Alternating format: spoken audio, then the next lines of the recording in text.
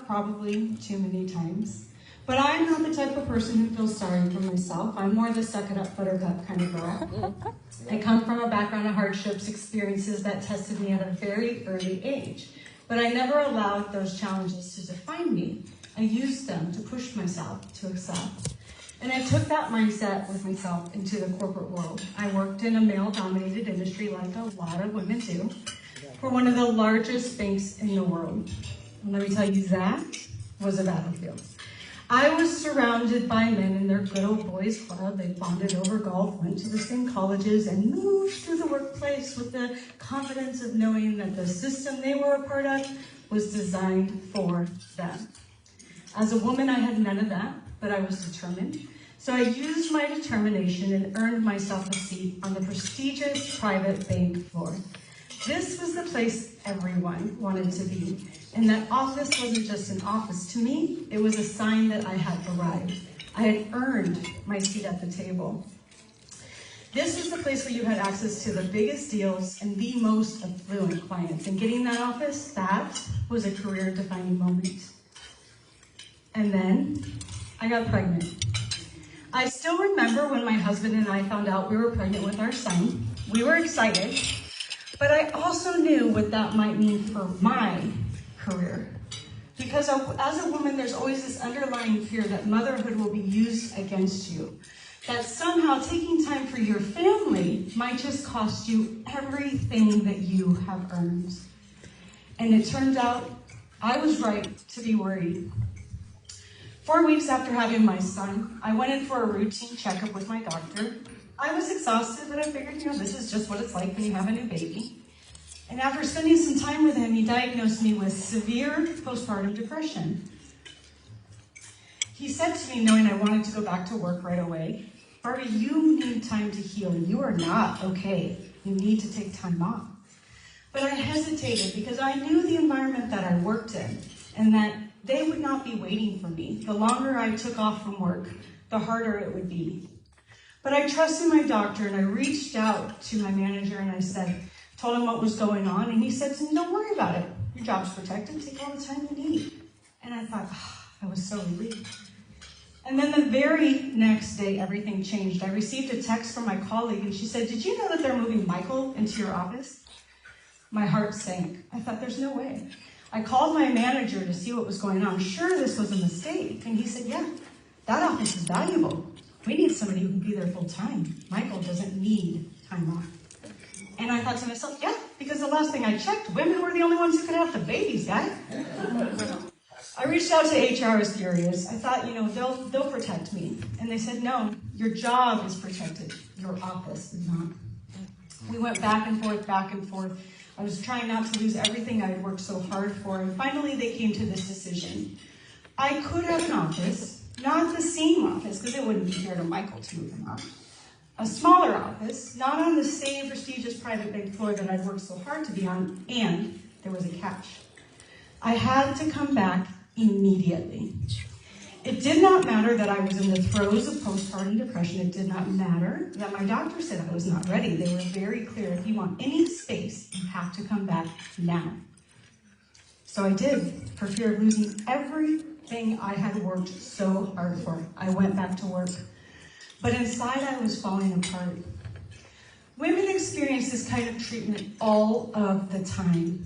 But the thing that we don't realize is that it accumulates. It embeds itself in your nervous system, and it throws you into survival mode. Your prefrontal cortex, the part of your brain that is designed for rational decision-making, it shuts down. Your amygdala, your brain's alarm system, it takes over. So everything feels like a threat. Every email, every conversation, every decision that you have to make, all of it is laced with danger. And that's where I was. I was back to work, but I was barely holding it together. In fight or flight mode, I worked longer hours than ever before, just trying to prove that I was worthy, that I was just as capable, that I was just as sharp. And it took its toll. I developed severe anxiety to go along with that depression. I gained a bunch of weight. My cortisol levels went up. My kidneys and my liver went into distress. And at one point, doctors told me, if you do not slow down, Your children will be left without a mother. But I didn't know how to slow down. I was in survival mode. So I kept going and I kept pushing myself at that pace for 4 more years.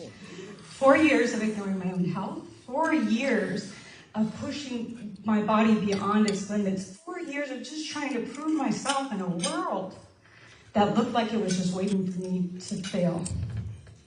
And eventually, there was no more choice. I had to go on medical leave. But even on medical leave, I still could not let it go. I feared what would happen to all of my hard work and my career if I took the time off to heal.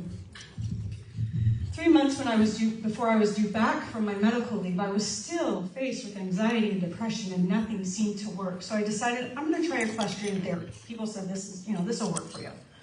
4 lessons in, the horse spooks threw me off, fracturing a vertebrae and herniating 2 discs, requiring emergency surgery and long-term hospitalization. I reached out to my company and I told them what was going on. They said, if you do not return to work, you do not have a job. So I went back to work, still healing from a broken back. Again, this time they said, don't worry about your production goals, we'll give you some grace to catch up. I was grateful. A couple months in, they wrote me up for lack of production with a message that said, we do not want you here. We do not want you. You are no longer the person you used to be. They were right. I took another job, and in that job, I still could not get my head together. Like nothing that I did I couldn't will myself through sheer determination like I used to. And one day I was cooking dinner and I was sitting there asking myself, what is wrong with me? And then I just had this aha moment. I've been asking myself the wrong question. The question was, what happened to me? Let's talk about the numbers. Women in the corporate America still earn 84 cents for a man's dollar, less if you're a woman of color. But it's not just about the pay gap.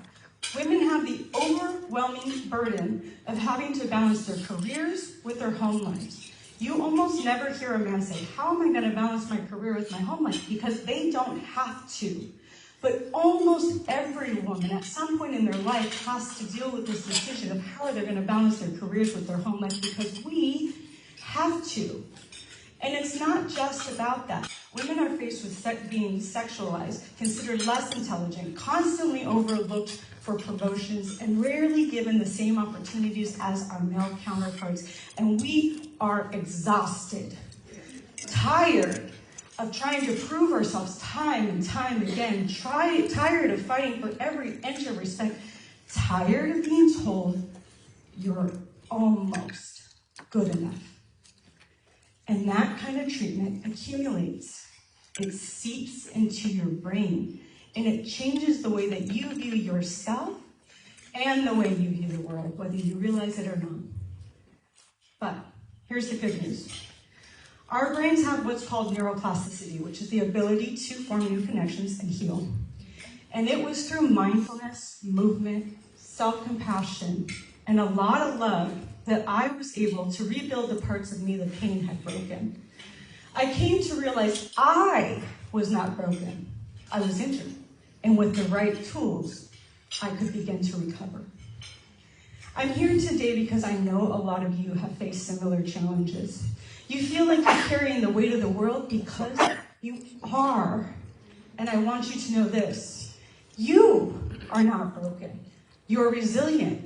You have survived a system designed to undervalue you. And surviving that is a testament to your strength. So ladies, instead of asking ourselves, what's wrong with me? Let's ask ourselves, how bold can I be? How bold can I be in choosing myself and honoring my worth and changing the rules? How bold can I be in redefining resilience? Resilience not as the ability to endure, but as the courage to transform. I want you to hear that again. Resilience not as the ability to endure, but as the courage to transform.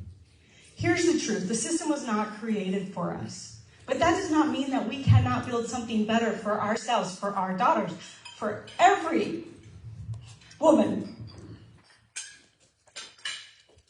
who has ever felt unseen, unheard, and undervalued. Woo-hoo. Yeah, girl. Let's be our call to action. Stop asking what's wrong with you. There is nothing wrong with you. And ask, how bold can I be? And then be bolder than you ever imagined. Thank you.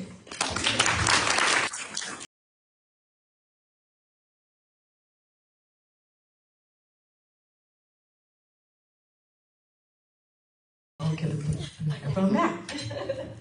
Part of the reason why I did this speech, and it was so important, is because we don't realize that a lot of these things are biological, right? So like the speech was talking about how it throws you into survival mode. It changes your prefrontal cortex. These are things that we think, why can't I just fix myself, right? And it's because it's a biological change. And I think that this is something that's extremely important to remember when we're going through hard times. So I put on each table an exercise statement for you just to come up with your own thoughts. But it says, I am a, and then choose 3 things, woman. So that you can walk out of here and you can have something that you can walk away, and men, all those lovely men.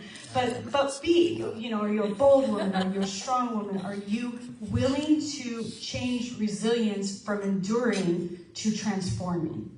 Thank you.